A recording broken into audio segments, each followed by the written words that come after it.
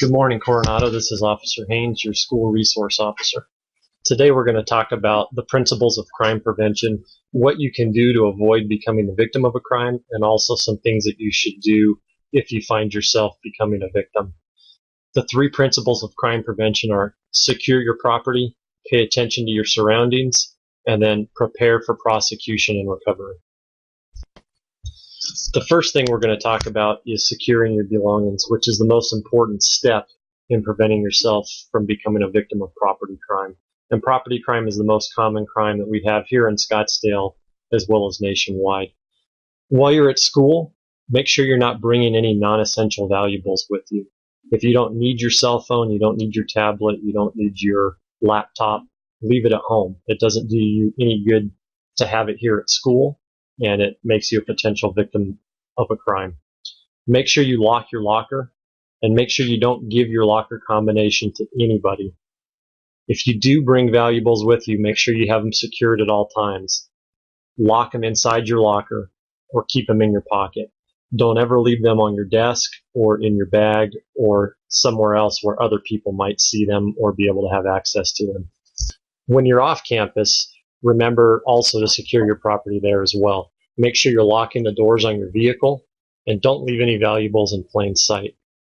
Another thing that's commonly overlooked is leaving your keys, your garage door openers, or your paperwork that contains personal information in your vehicle.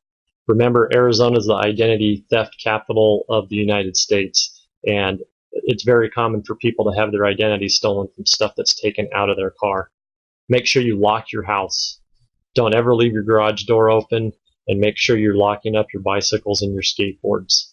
Bad guys are out looking for crimes of opportunity, and if you leave your doors unlocked, you're very likely to become the victim of crime.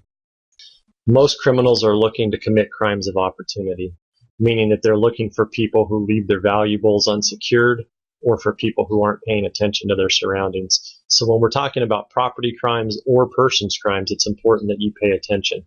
The best way to keep from being the victim of crime is to pay attention to your surroundings and what's going on. To prevent yourself from becoming the victim of a crime, make sure that you're paying attention, that you're not walking around looking at your phone or looking at the ground.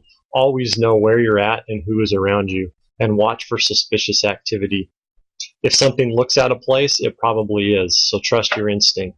Avoid these areas and avoid these people. That's the best way to keep yourself from becoming the victim of a crime. And again, pay attention to your property. Make sure that you secured your house. Make sure that you secured your car. And pay attention to your friends to help to keep them from becoming the victim of a crime as well. So what should you do if you become the victim of a crime? Well, your best bet is to prepare ahead of time, and you need to have a plan. Part of this goes along with paying attention. What will you do if someone approaches you? Make sure you have a way that you're going to address this before it actually happens. Try to address the person verbally before they approach you and try and keep barriers between yourself and them. What should you do if somebody tries to grab you? Always try to fight, scream, or make as much noise as possible. You want to attract attention to yourself because, one, that's going to help to scare the bad guy away, and two, if they are successful in grabbing you, it will give us leads to be able to track that person down and hopefully save you. And what should you do if somebody is following you? Call 911 and make sure you stay on the phone with dispatch. Try to move to a more visible area and make it known that you've called the police. We want the bad guy to know that you have called the police. Hopefully that will scare them away before we get there. When we're talking about your property, make sure you know how to identify it. The most important thing that we need for a police report is the serial number. If you don't know the serial number, we can't enter it into the FBI database as stolen.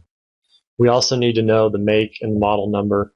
We're also going to want to know the value of it and if you can tell us where you purchased it from. Also, know how to log onto your tracking software. It's pretty common that we get stolen phones coming into the office, and when I ask the student if they know how to access their tracking software, they don't. A lot of students have the tracking software, but they forget their password. If you don't know your password and you don't know how to access the software is useless.